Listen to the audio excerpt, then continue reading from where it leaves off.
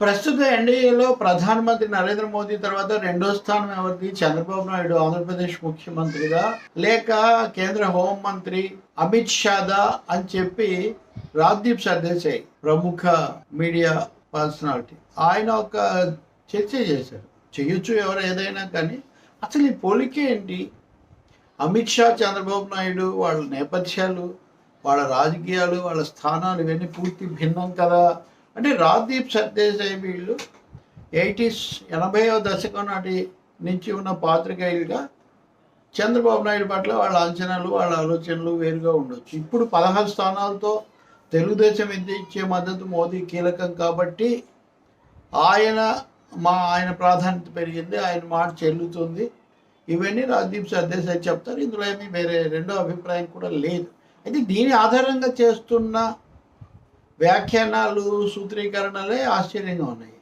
చంద్రబాబు నాయుడు ఇప్పుడు పూర్తిగా ఇంకా ఆయన మాటే చెల్లుతుంది అన్నట్టు, అయినా కానీ చాలా జాగ్రత్తగా ఆయన ఏమీ చేయకుండా ఈ 2 ఏళ్ల పాటు మోడీ లోబడి ఉంటారు కాబట్టి, ఉండాల్సి వస్తుంది కాబట్టి చాలా ఎక్కువగా ఫలితం రాబట్టాలి అని చంద్రబాబు నాయుడు వ్యూహ రచన చేస్తున్నారు. అందుకోసమే చాలా పెద్ద లాభదాయకమైన కీలకమైన మంత్రి పదవులు కోరలేదు. లేదా బీహార్ ముఖ్యమంత్రి నితీష్ కుమార్ లాగా ప్రత్యేక హోదా కోసం కూడా పట్టుపట్టలేదు. అత్యధిక ప్రయోజనాలు ఇంకా ఇప్పుడు 50,000 కోట్లు ఇచ్చారు బడ్జెట్లో అని. మురుగన్ అనే కేంద్ర మంత్రి కూడా నిన్న ఈరోజు పర్యటనలో 51,000 ఆంధ్రప్రదేశ్కి ఇచ్చారు. ఎందుకంటే 59,000 కోట్లు బీహార్కి ఇచ్చారు. ఆంధ్రప్రదేశ్కు 15,000 కోట్లు మాత్రమే, అది కూడా అప్పు కింద మాత్రమే చూపించారు. అయినా కానీ మనం ఎక్కువ సంతోషిస్తున్నాం. నితీష్ కుమార్ ఏమో అవన్నీ ఇచ్చిన తర్వాత కూడా చూద్దాం ఏం జరుగుతుందో, భవిష్యత్తులో తెలియాల్సినప్పుడు తెలుస్తుంది అని చాలా సాధారణ భాషలో ఆయన మాట్లాడుతున్నారు. అటువంటిప్పుడు 59,000 కోట్లు గ్రాంట్లు, లెక్కలు, పేర్లు అన్నీ ఉన్నాయి దాంట్లో. ఆంధ్రప్రదేశ్కు చెప్పినవన్నీ చాలా మామూలు మాటలు. ఈ 15,000 కోట్లు ఏర్పాటు చేస్తాము అన్నారు. ఏర్పాటు చేయడం అంటే మనకు తెలుసు, సాధారణ పరిభాషలో ఏర్పాటు చేస్తామన్నారు. కానీ ఇంకా మిగిలిన ఏ పథకాలకు వాళ్ళు నిర్దిష్టంగా చెప్పలేదు. దాన్ని కేంద్ర మంత్రి ఏదో క్వాంటిఫికేషన్ చేసి 51,000 కోట్లు అంటారు. పోలవరం కూడా కట్టుబడి ఉన్నామన్నారు, కానీ నిధులు చూపించలేదు. అదే బీహార్కి అన్నీ చూపించారు. బట్ చాలా స్పష్టంగా బీహార్ పట్ల మొగ్గు. ఇది కేవలం నితీష్ కుమార్ మీద ప్రేమే కాదు, వచ్చే సంవత్సరం బీహార్లో ఎన్నికలు జరుగుతాయన్నది కూడా దీనికి ఒక కారణం బీజేపీ దృష్టిలో ఉంది. కాబట్టి రాజ్దీప్ సర్దేశాయ్ చెప్తున్నట్టుగా ఆంధ్రప్రదేశ్కి ఏదో వరాలు గుమ్మరించారు అని చెప్పడం అది వాస్తవం కాదు. అది గుమ్మరించలేదు. చాలా జాగ్రత్తగా, పరిమితంగా గీసి అస్పష్టంగా ఇచ్చి సరిపెట్టారు. అయినా చంద్రబాబు నాయుడు అనుభవాన్ని బట్టి దీన్ని పెద్ద సమస్య చేయకూడదు, నెమ్మదిగా రాబట్టుకోవాలని ఆయన భావించి ఉండవచ్చు. దాన్ని మనం అర్థం చేసుకోవచ్చు. కానీ నిజంగానే చాలా ఎక్కువగా వచ్చినట్టు. రెండవది 16 స్థానాలతో ఎవరైనా, చంద్రబాబు కదా ఎవరైనా, ఎలా రెండో స్థానంలోకి వస్తారు? 2 ఏళ్ల తర్వాత అంటే 2 ఏళ్ళు నిలబడగలిగితే నరేంద్ర మోదీ నిలదొక్కుంటారట. అప్పుడు ఇంకా ఆయన ఎవరిని పెద్దగా ఇప్పుడున్నంతగా ఎవరి మీద ఆధారపడరట. కాబట్టి ఈ లోపలే మ్యాక్సిమం రాబట్టాలని చంద్రబాబు అనుకుంటున్నట్టు. అలా అనుకుంటే ఇలా ఈ 15,000 అప్పులు కేటాయించినందుకే ఇంతగా ఆనందం వ్యక్తం చేయరు కదా. కాబట్టి ఏదో తెలియని ఒత్తిడి బీజేపీ చంద్రబాబు నాయుడు మీద తెస్తూ ఉంది అనేది ఇంకా అది నిస్సందేహం. మీరు నితీష్ కుమార్ను చూడండి, ఆయన ఈరోజు నీతి ఆయోగ్ సమావేశాలకు కూడా వెళ్ళలేదు. తన ఉప ముఖ్యమంత్రులు ఇద్దరిని పంపించారు, ఇద్దరిని.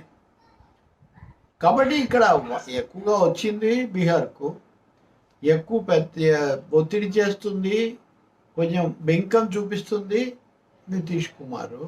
కానీ చంద్రబాబు మాట తేలుతుంది అన్నట్టు, అంతా చంద్రబాబు చేతుల్లో ఉందన్నట్టు, చంద్రబాబు వరాలు గుమ్మరించేస్తున్నారు, సాధించేస్తున్నారు అంటాం. కానీ ఇవన్నీ అంత వాస్తవికంగా కనపడవు. అసలు ఆ విధమైన జాతీయ స్థాయిలో ఏదో చేయాలని జాతీయ ఎజెండా చంద్రబాబు నాయుడు పెట్టుకోలేదు అసలు. ఈసారి ఆయన రాష్ట్రాన్ని చేయాలి, ఈ 2 ఏళ్ళు ఫోకస్ చేస్తారని.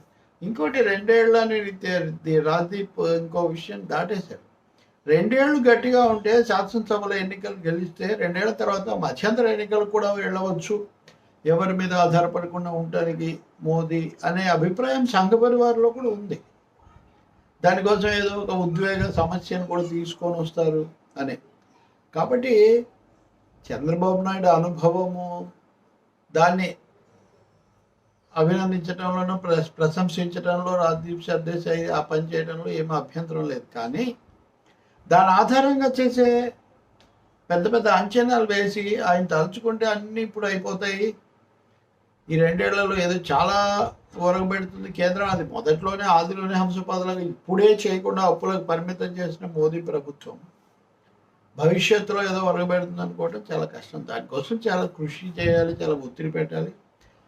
బట్ చంద్రబాబు నాయుడు చాలా వరకు సానుకూలంగా ఉండాలనుకుంటున్నారు తప్ప దీన్ని ఆధారంగా చేసుకొని ఏదో ఒత్తిడి చేయాలి, తన మాటను ఎక్కించుకోవాలని అనుకుంటున్నట్టుగా మనకు కనబడదు. అదే ధోరణి అక్కడ ఉన్నట్టుగా లేదు. పైగా పవన్ కళ్యాణ్ కూడా ఇక్కడ ఉన్నారు, బీజేపీ కూడా ఇక్కడ ఉంది. చాలా విషయాల్లో మనకు కొంచెం ఈ తేడాలు కూడా కనిపిస్తాయి. కాబట్టి రాజ్దీప్ సర్దేశాయి ఈ అంశాన్ని మరి ఎక్కువగా ఊహించి చెప్తున్నారేమో అని అనిపిస్తుంది. జాతీయ పరిశీలకులు కూడా అదే. 16 స్థానాలతో తెలుగుదేశం మద్దతే బీజేపీ కీలకం, అందులో సందేహం లేదు. దాని ఆధారంగా ప్రత్యేక హోదా తెచ్చుకుందాం, పోలవరం తెచ్చుకుందాం, దాని మీద ఒత్తిడి పెట్టినని అందరూ అంటున్నారు, వెనకబడిన ప్రాంతాల నిధులు. కానీ అన్నింటినీ కూడా నెమ్మదిగా తెచ్చుకుందాం తప్ప ఒత్తిడి పెట్టకూడదు అనేది ఇప్పుడు చంద్రబాబు వైఖరి. అంతేగాని 2వ స్థానంలో నేనున్నాను వచ్చేస్తాను అనే పద్ధతిలో ఆయన ఆలోచన లేదని మనం గుర్తుంచుకోవాలి. ఇంకోటి 1996లో కూడా ప్రధాని అయ్యే అవకాశం ఉన్న వదిలేస్తారు అంటుంటారు. అప్పుడు కూడా చంద్రబాబుకు ఉన్న స్థానాలు జాతీయ రాజకీయాల రీత్యా చూసినప్పుడు ఆయన అప్పుడు ఇంకా ఆయన పూర్తిగా ముఖ్యమంత్రిగానే నిలదొక్కోలేదు, ఏడాదే అయింది అప్పటికి. కాబట్టి ఆయన అప్పుడు కూడా వాస్తవ పరిస్థితుల రీత్యానే దానికి ఒప్పుకోలేదు తప్ప ఉన్న నిజాన్ని నిజంగా గుర్తించడంలో ఆయన కీలక పాత్ర అప్పుడు దాన్ని గుర్తించడంలో ఏం అభ్యంతరం లేదు. కానీ అప్పుడైనా ఇప్పుడైనా ఈ చక్రం తిప్పడం అనేదాని మటు చక్రం ఆయన ఒకరే తిప్పలేదు, వామపక్ష లౌకిక శక్తులు పార్టీలు మద్దతు ఇవ్వడం వల్ల తిప్పారు. బీజేపీతో కలిసినప్పుడంతా ఆయన ఒక విధంగా వాళ్ళు పైకి బలపరుస్తూనే ఇబ్బందుల్లో పెడుతూ ఉంటారు. ఆ విషయం తెలుసు కాబట్టి ఆయన కూడా చాలా జాగ్రత్త పడతారు. ఇది ఫ్యాక్ట్.